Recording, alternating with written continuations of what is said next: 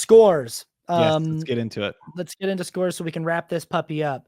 If you don't know our podcast, we give scores for technical achievement, for rewatchability, for cultural significance, how well they stuck the ending, and our personal subjective scores. So technical achievement for Joker, Folie, Deux. This is going to be my highest score. Listen, it's high. I'm giving it an 8. Okay. No, that's fair. Yeah. I gave it a 7 because this is the thing. Like, this movie is so beautiful. Mm-hmm.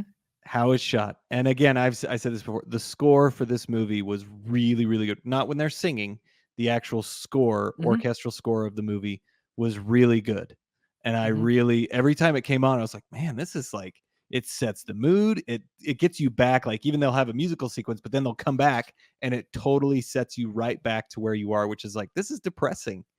And so that really did well. It looks beautiful. The fact that the theme is so heavy and it's it's apparent, but it's not like slamming you in the face. It's done very, very well. So it is. I think you're totally justified in giving it an 8.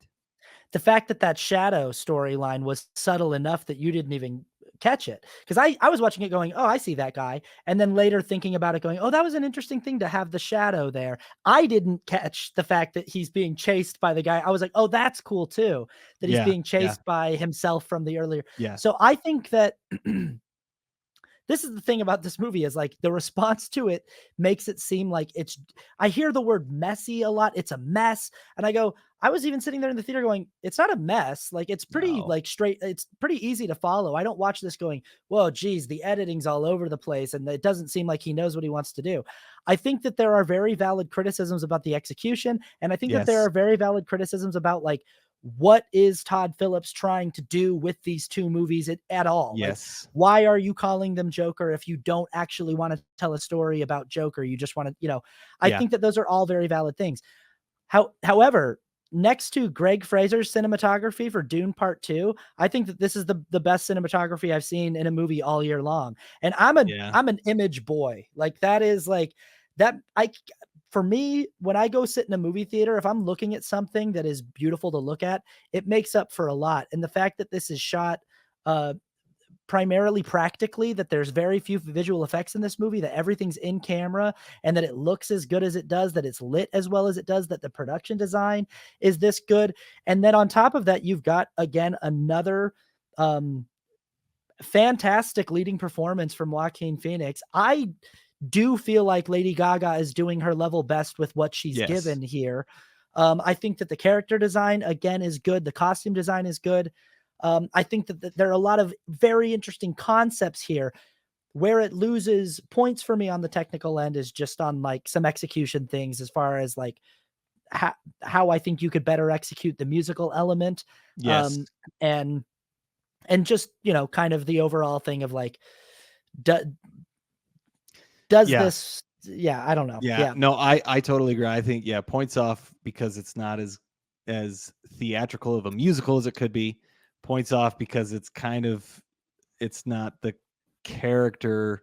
It feels like it's cheap because it's not really the character that you're promising me. Yeah. But this is the movie that Todd Phillips wanted to make, and he made it exactly how he wanted it. Yeah. It's not messy. It's not like Prometheus, where it's kind of, you don't really know where you're going. You're setting up things that you don't really pay off. This is all very much exactly what he wanted. It is kind of comes down to the execution and the frustration of not getting what you kind of put forward. Yeah. Not really giving us what you promised in some ways, not really completely promised. But and again, it's two minds. I'm of two minds. Yeah. But you kind of told us what you're going to give us, but I'm going to say my next point in our next thing. So rewatchability. Okay. What do you got for rewatchability? Rewatchability, I said 3. Okay. Because I mean, it is long.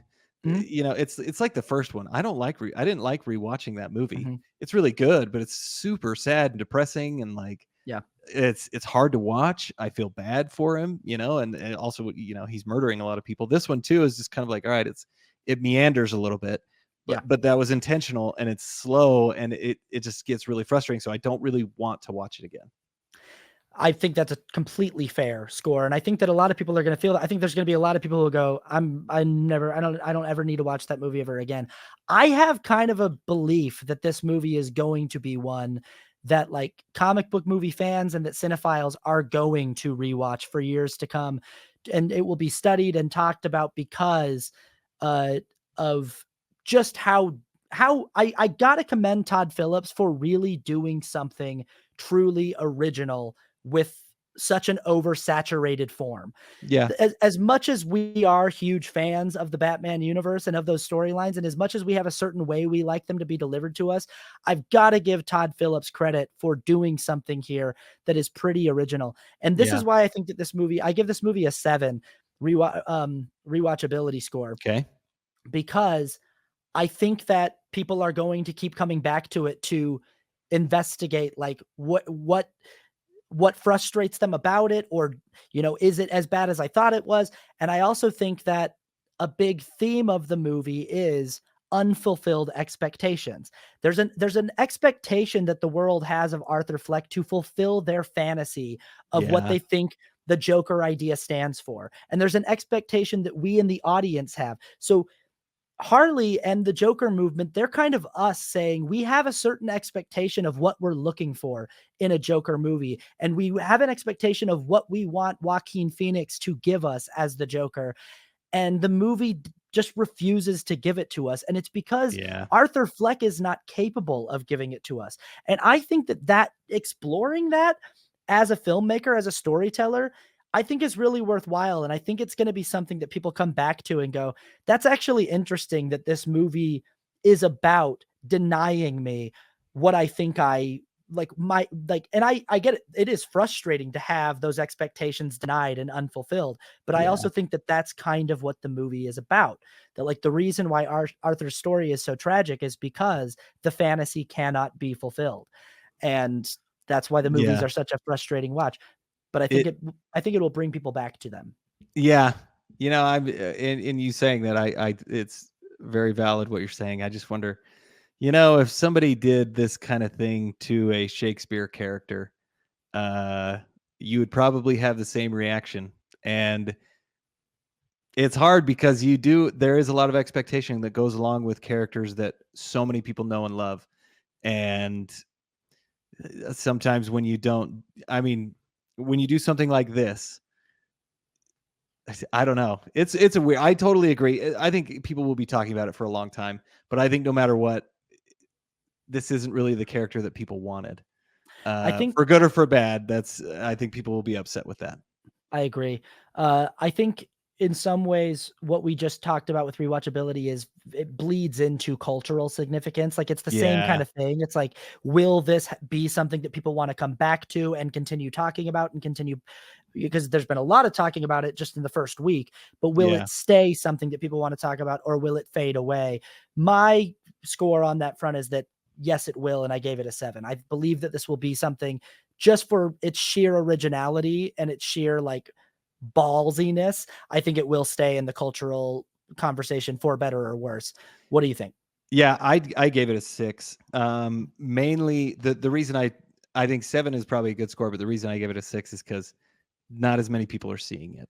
Right. And like we've talked about, it's a strange thing because people are like actively not seeing it Mhm. because it's so negative. So I think it's a 6. But honestly, as we go down the road, it could be talked about I think it will be talked about for a long time, but it'll be interesting to see. You might be I might be too high on that one. We'll see. Ending. How do you feel like this is a very controversial thing about this movie. The Yeah. ending of the Yeah. film is Arthur's not the Joker. There might not even be a Joker. He's dead. That's the end of this story. Yeah. Joke's on you. Yeah. Well, what did you give it? I give the ending of this movie, it's really hard for me to score this film because, again, I'm Yeah, of me too. two minds. So I'm putting the ending at like a 6.5 because as the ending to the Arthur Fleck story, I find aspects of it kind of brilliant. Yeah. And I Yeah. even, as a deconstruction of the Joker idea, or I find aspects of it interesting. Yeah. But as just a like, hey, you made 2 movies with Joker and neither one of them gave me what I wanted. And then at the end of the movie, you said neither of these movies were actually about the Joker. And this guy that's in bad focus in the background, he's the Joker. I go, nah, that guy's not the Joker either. I don't like that. And so I'm of 2 minds. I'm giving the story that Todd Phillips wanted to tell, the Arthur Fleck story. I'm giving the ending of that story a 6.5. I would give the ending of a Joker sequel like this, I'd give it like a 2 or a 1. But Yeah, yeah, I gave it a 2. I'm yeah, on the I'm yeah, on the other side, and yeah. it mainly is just like, all right, like, and I think a big part of that too is Harley Quinn. Mhm, Like, okay, that's it ended very strangely. She was kind of wasted in a little, in some ways, but also I'm speaking more from this side of that's not what I expected, and that's mhm, not the character that I know. So it's I feel cheated. So yeah. that's why I'm going with that side of my brain and giving it a 2. Personal score, subjective score. Subjective score. This is such a weird one to give too, because I'm giving it more to my frustration. I Yeah, gave it a 3. fair. I feel more strongly that like this is not the character I was, and maybe, I mean, I keep saying expected, but that's kind of not the character that I was promised, just from the title, from the Mhm, trailers, from everything. It's really not even from the first movie. I mean, the first movie, they're not saying that he's not the Joker. They're saying this could be the Joker. So then this one, they completely go against it and say, no, he's not the Joker. So I don't know. I went with the frustrated side, so I gave it a 3. fair, and I think the majority of viewers are with you, and it does feel like a massive bait and switch in a lot of ways. Yeah. Again, my score here is I'm pulled in 2 directions with this movie. There's a version of this movie that I hate, and there's a version of this movie that I'm quite tickled by and quite interested in. And so I think I would sort of I'd put the score at a 5 for me because I'm pulled in 2 directions, and then Yeah. I bump it to a 6 because I think I skew in the direction that I'm a little more interested in it than I am pissed off by it. Yeah. Especially because, and I think the reason why my score differs from a lot of other people's is because I never really was on board with the first movie to begin with. I was always sort of like, there's things about the first movie I like, and there's things that I find to be kind of frustrating and kind of annoying. And then this movie sort of goes, well, hey, if I just take it as it's delivered to me, that then it sort of fixes some of those things for me. It's like, oh, the things that bothered me about the first movie of him never quite feeling like the Joker, it's answered in this movie. The reason why that is because he never was. And so now I know I'm just watching a movie about this guy who's sort of being chased by this idea that's bigger than him. The Joker Yeah. idea is sort of, me and my shadow. And I'm like, that's kind of interesting and brilliant. And so I skew toward, and if I put my score dead center, I tilt it to the 6 Tilted to the to right. yeah. So Yeah, that's good. And actually, yeah, the funny thing is I feel the exact same way about the first movie as well. I wasn't yeah, into it. I didn't love it. yeah, But my expectations for this one, it's like now that you say that, my expectations for this one were like, all right, he's got to fully give into it. And yeah. I'm that's what I want. And then I didn't get it. But if I look at it the way that you did, which is like, well, it's not the Joker story. It is more interesting. But you lean to the positive, I lean to the negative.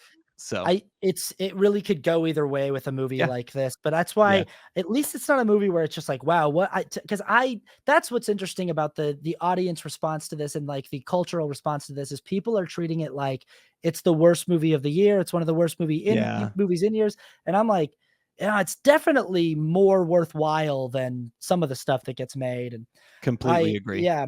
Um, well, there it is. There's Joker That's it. Folie. Let us know your thoughts and keep check out our other stuff. This podcast is we're getting rolling now. We're moving and grooving, and Yeah. soon we'll have our own YouTube channel, I'm sure. So Yeah. we'll keep you posted on the developments on that. And Yeah. yeah, take it easy. Yeah. We'll see you next time. Yeah. See you later. Bye bye.